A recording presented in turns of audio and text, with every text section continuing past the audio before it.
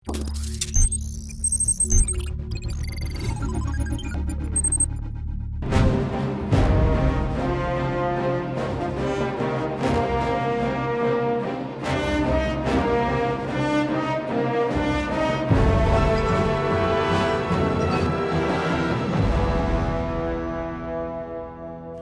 आ पहुंची है बाज़ार में फोक्सवागन की नई कॉम्पैक्ट एसयूवी टाइगुन। और हमारे पास ये दोनों गाड़ियां आज हैं आपको दिखाने के लिए, लेकिन दिमाग में बहुत सारे सवाल भी। तो कैसी चलती है, किस तरह के फीचर्स हैं, ये तो आपको हम बताने ही वाले हैं। लेकिन एक बहुत अहम सवाल ये है कि क्या ये कार हर तरह से एक फोक्सवागन है या नहीं। यही जानने की कोशिश हम कर रहे हैं आज इस वीडियो में।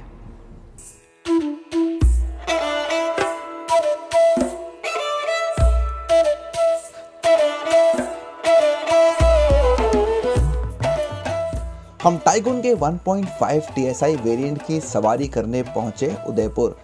कार के साथ 1 लीटर TSI भी लॉन्च किया जाएगा, लेकिन इसका रिव्यू हम बाद में करेंगे। हमारे साथ मौजूद इन दोनों कारों में एक ही इंजन है, लेकिन गियर बॉक्स अलग अलग हैं। और भले ही दोनों का नाम GT है, ये कई तरीकों से अलग हैं। Wild cherry red Tiguan 6 speed manual है और कुरकुमा येलो है 7 स्पीड DSG।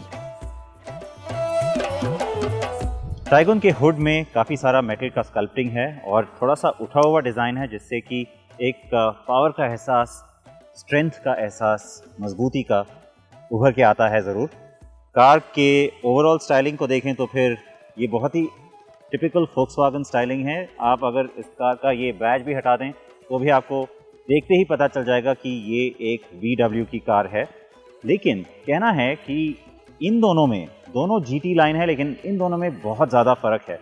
और ये सिर्फ स्टाइलिंग में ही नहीं, फीचर्स में भी है। मैं आपको जल्दी से बता दूं कि इसमें जो ये DRL आप देख सकते हैं, डे टाइम रनिंग लाइट, इस कार में नहीं है। ये मैनुअल है और इसमें DRL यहाँ नीचे दिया गया है। तो ये जो स्लिम लाइट का एहसास है वो उस कार में नहीं आपको मिलेगा। काफ़ी सारा क्रोम, जी हाँ, काफ़ी लोगों को पसंद भी आएगा शायद भारत में, लेकिन मेरे ख्याल से ये एक फोक्सवागन की जो एक तस्वीर है उससे बहुत ज़्यादा हटके है। क्रोम की बात करें तो यहाँ पर आप देख सकते हैं कि GT बैज है और फिर भी दोनों स्लैट्स में क्रोम का इस्तेमाल किया गया है। यहाँ पे भी GT बैज है, लेकिन ऊपरी स्लैट पे क्रोम बिल्कुल भी नहीं है। और इनफैक्ट कार के आप जब साइड पे आते हैं तो आपको ये भी नज़र आएगा कि जो विंडो सिल लाइन है यहाँ पे भी क्रोम का इस्तेमाल बिल्कुल नहीं किया गया है। और ये जो ब्लैक फिनिश है ये भी मैट फिनिश है। जो DSG मॉडल है उसमें ग्लॉसी ब्लैक का इस्तेमाल किया गया है। एलॉय व्हील्स पैटर्न भी अलग है। इसमें आप देख सकते हैं कि 16 इंच के एलॉयज़ हैं, पैटर्न अलग है। और उस कार में 17 इंच का विकल्प दिया गया है। तो काफ़ी सारे डिफरेंसेस हैं और देखते ही आपको पता भी चल जाते हैं।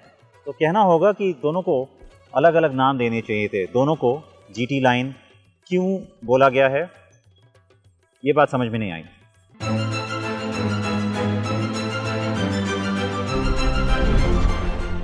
ये थोड़ा अजीब है ना, और भी बहुत कुछ है। DSG में आपको डुअल टोन रंग विकल्प भी मिलेंगे, मैनुअल पर ऐसा नहीं है। हेडलाइट्स भी अलग हैं, DSG में ये फुल LED हैं। वाकई अजीब। अब अच्छी खबर यह है कि यहाँ रूफ रेल हैं और दोनों को ही लंबी LED टेल लाइट मिलती है, जो टाइगुन की पहचान बनेगी।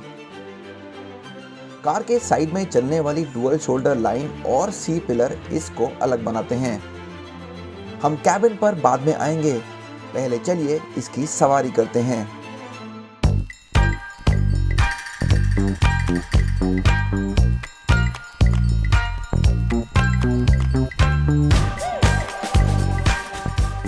जाहिर सी बात है, दोनों तकरीबन एक जैसी लगती हैं, तब भी दोनों की अपनी खासियत है। ये इंजन पूरी दुनिया में अपना लोहा मनवा चुका है। ये रिफाइंड है और इसका रिस्पॉन्स भी बढ़िया है। आंकड़े एकदम कुशक जैसे हैं।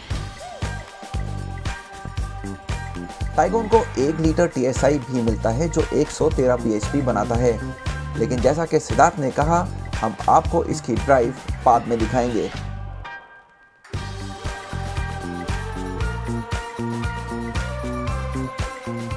अभी के लिए वो VW के MQ281 6 स्पीड मैनुअल गियरबॉक्स वाली लाल टाइगून चला रहे हैं। यहाँ आप कुछ लैग जरूर महसूस करेंगे, लेकिन तेजी से गियर बदलने पर इसे छुपाया जा सकता है। कुल मिलाकर कार का परफॉर्मेंस स्मूथ है और रिस्पॉन्स से भरा हुआ है।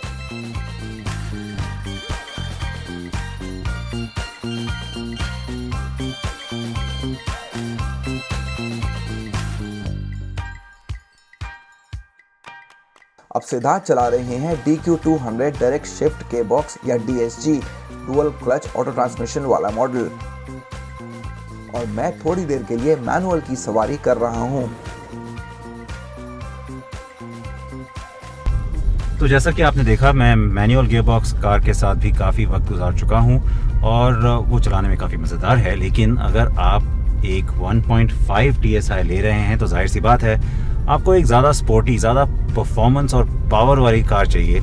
तो मेरे ख्याल से फिर ये बहुत ज़रूरी है कि आप थोड़ा ज़्यादा पैसा खर्चने की सोचें, क्योंकि ये जो DSG गियरबॉक्स है इसके साथ जो आपको परफॉर्मेंस का अनुभव मिलेगा वो वाकई में ज़्यादा सुपीरियर है, ज़्यादा बेहतर है, और आप बहुत खुश होंगे कि आपके पास एक बहुत ही स्पोर्टी और बहुत ही पावरफुल कार है, क्योंकि इसके जो गियर चेंजेस हैं वो काफ़ी तेज़ी से होते हैं। और अगर आप उससे भी ज़्यादा परफॉर्मेंस या स्पोर्टी फील चाहते हैं तो फिर उसको आप स्पोर्ट मोड में डालें या फिर मैनुअल मोड में डालकर पैडल शिफ्ट से गियर चेंज करें।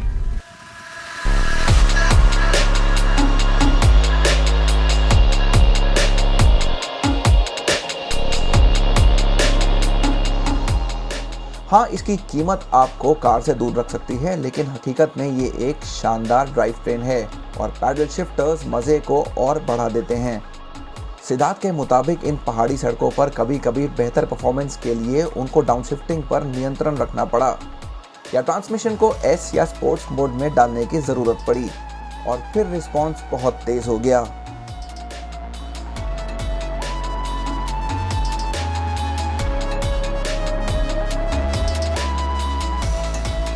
हम पिछले कई घंटों से Volkswagen टाइगन को चला रहे हैं और ज़्यादातर हमारी जो सवारी हुई है वो उदयपुर के बाहर इन पहाड़ी रास्तों पे हुई है। यहाँ कई तरह की चढ़ाई है, काफ़ी मुश्किल चढ़ाई भी है, और एक फीचर ने हमारी यहाँ बहुत मदद करी है और वो है हिल होल्ड असिस्ट या हिल होल्ड कंट्रोल।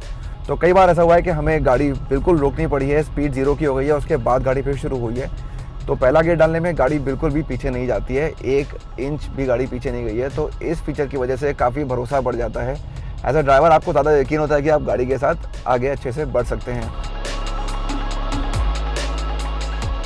इसके अलावा कुछ फीचर्स हैं जो बेहतर माइलेज पाने में आपकी मदद करते हैं, उसके बारे में आपको बताना चाहूँगा। पहला है सिलेंडर डीएक्टिवेशन। इसका मतलब ये है कि इस गाड़ी में 4 सिलेंडर हैं, 1.5 लीटर का इंजन है।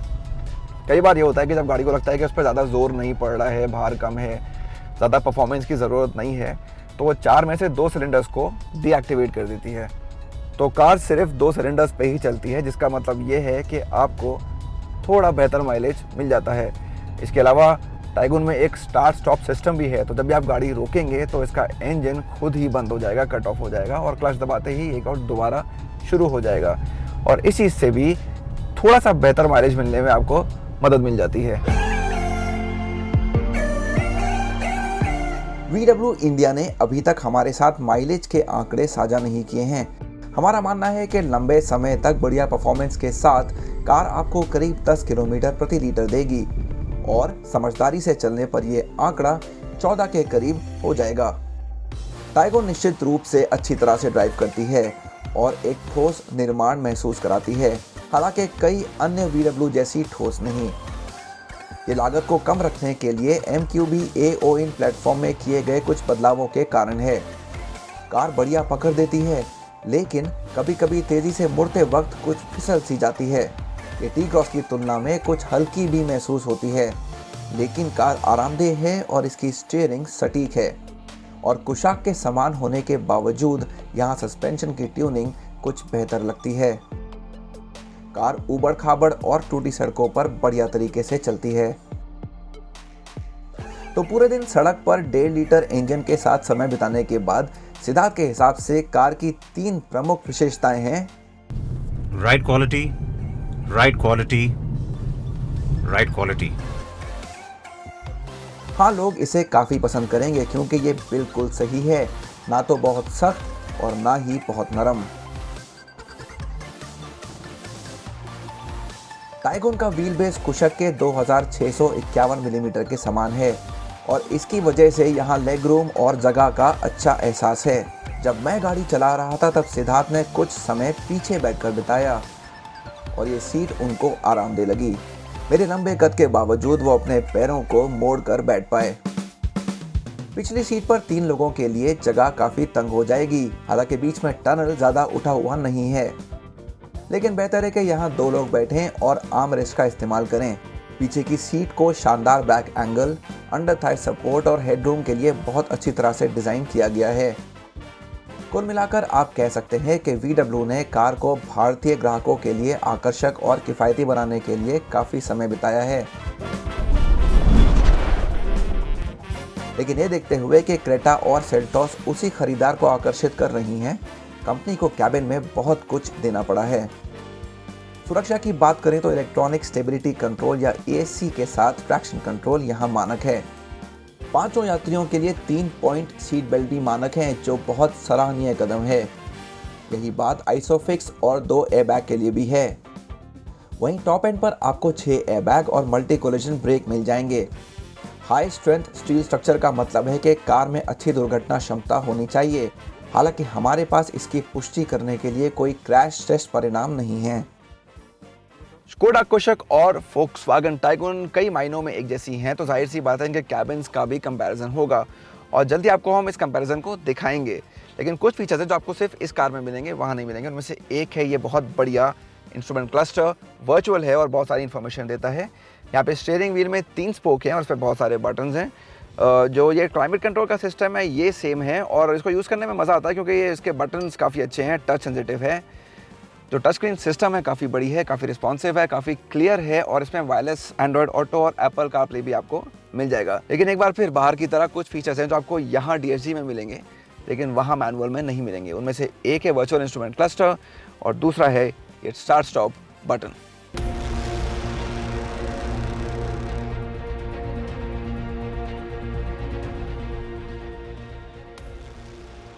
यहाँ तक कि सनरूफ भी केवल DSG पर ही दिया गया है। वर्चुअल क्लस्टर अच्छा है और ये एक तरह से दुख की बात है कि आपको ये मैनुअल पर नहीं मिलेगा। लेकिन हाँ, ये टॉप एंड 1 लीटर वेरिएंट पे मिल जाएगा। ये आपको कई तरह के लेआउट विकल्प देता है।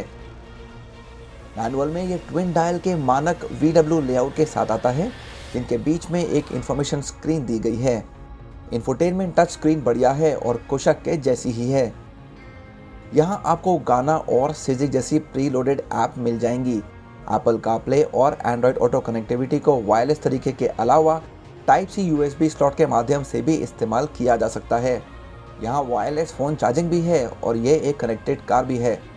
साहिल जल्द ही इसके बारे में आपको और बताएंगे।